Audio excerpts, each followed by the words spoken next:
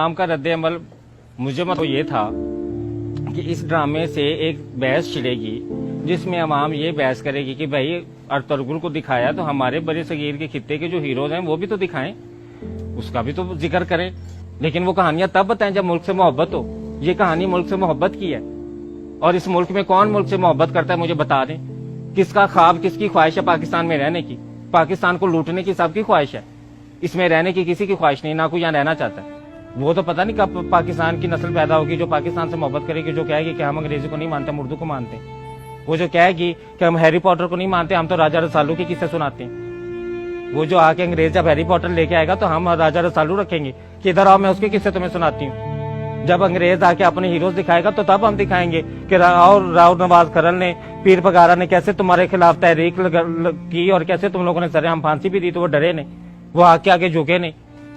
वो भी तो कहानियां हमारे खित्ते की हैं, वो कहाँ की कहानियां, लेकिन वो हमें नहीं पता। तो हमें क्यों नहीं पता? क्योंकि हम अंग्रेजों के गुलाम जो ठहरे। हम तो इस इंतजार में कि कब हमें कोई मौका मिले, कोई चीज इंपोर्ट करने का, नहीं मिलता तो खुद तो एक्सपोर्ट होने का मिले ना। या बाप माँ की चूड़ियां सोने की बेच जाऊं या बाप की जमीन बेच जाऊं अंग्रेजों की तलवे चाटने के लिए, वहां उनके बर्तन जूठे साफ करने के लिए, और वहां उनकी मैं वो लेट्रीने साफ करूं और साफ करके वो जो पैसा हो वो मैं आके तो घर मुजरा करवाऊं और मुजरा पाकिस्तान में आके मुजरे पड़ाऊं कि देखो मैं अंग्रेज की गुलामी करके आया, देखो मेरी शानो शौकत। जिस मुल्क के रहने वाले बाशिंदे उस मुल्क से इतने गद्दार हों, उस मुल्क के इतने बेवफा बेफैज हों, इस थाली में खा के इस थाली में छेद करने वाली ये अवाम ये बाहर जाके खुश होती है, ये यहाँ पे फखर समझती है। या सारी जिंदगी कमाई, सारी जिंदगी पाकिस्तान से पैसा कमा के तो वो बाहर लेके जाते।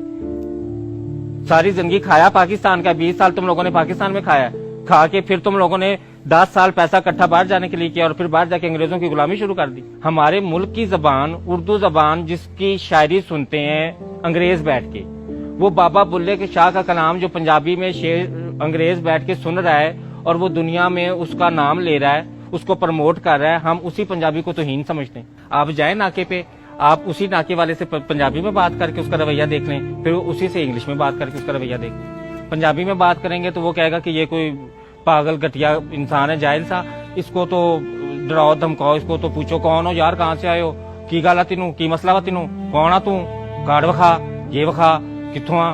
ये पंजाबी बोलने वाले के साथ सलूक। और उसी पुलिस वाले से अगर इंग्लिश में बात कर लें तो वो आपको कभी भी नहीं कहेगा कि कार्ड वखा, कित्थों आया, वो कौन आ, वो yes thank you sir, thank you, नहीं okay thank you, yes sir, yes sir. दफ्तर में चले जाएं नौकरी लेने के लिए, इंग्लिश आती नहीं सर, चलो जाओ तुम्हें नौकरी नहीं मिलेगी, अंग्रेज का गुलाम ही नहीं है, जाओ गुलामी के लिए अंग्रेजी सीख के आओ। तलवे कैसे चाटने हैं? कब हम कहेंगे कि मैंने फेयर एंड लवली नहीं, मैंने तिब्बत क्रीम लगानी है? कब हम कहेंगे कि मैंने कोको कोला नहीं, मैंने शिजान जूस पीना है? कब हम कहेंगे? कोको कोला भी जहर ही है, चीनी है।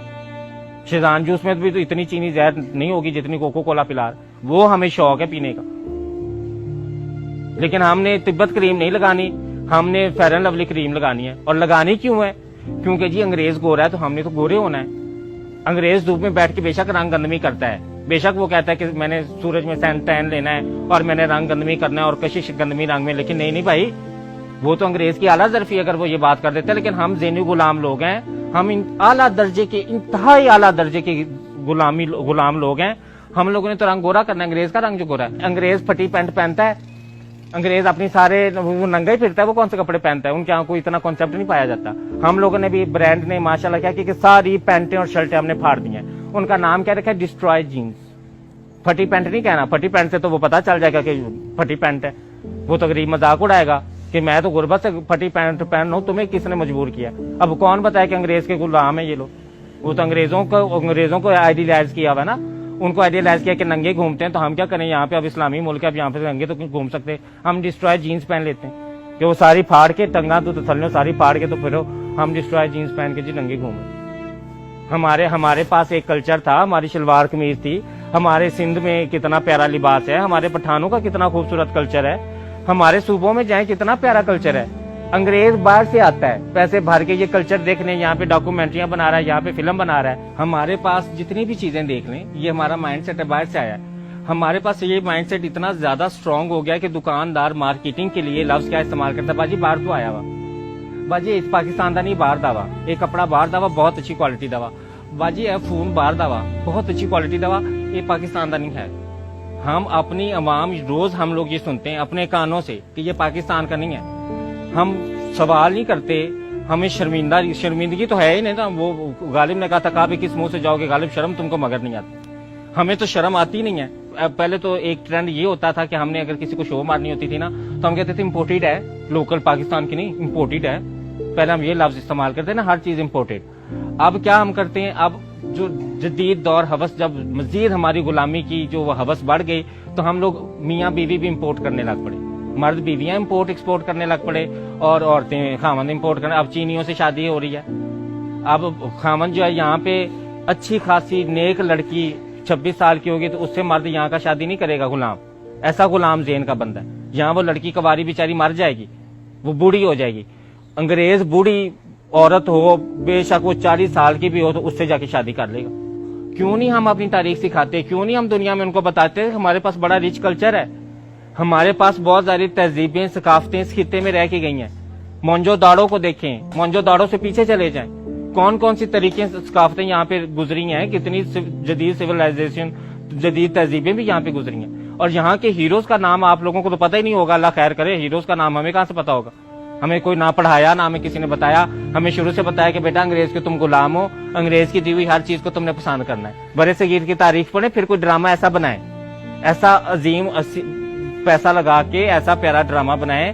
وہ گجرا وے والی فلمیں چھوڑ کے نا, وہ جو ہم نے فلمیں بنائی ہیں اصیل گجر تو راجپوت گجر تو رانا گجر, وہ اب فلمیں چھوڑ کے تو اب ہم آگے تھوڑا سا, میں پنجاب نہیں جاؤں گی تو میں لاہور نہیں جاؤں گی, تو لاہور سے کراچی نہیں جاؤں گی. اب یہ فلمیں آ رہی ہیں, تو ان فلموں سے نکل آئیں.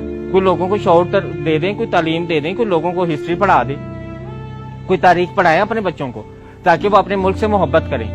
ہم اپنے ملک سے محبت ہماری نوجوان آگے نسل کیوں نہیں کر رہی, کیونکہ ہم نے انہیں امپورٹڈ والا کانسیپٹ جو دیا ہوا. شکر ہم نے یہ نہیں کہہ دیا کہ بیٹا تم بھی امپورٹڈ ہو, تاکہ وہ اپنے آپ کو اور زیادہ وہ اعلیٰ عرفہ سمجھے کہ ہم امپورٹڈ بچے ہیں, ہم پاکستان میں پیدا نہیں ہوئے.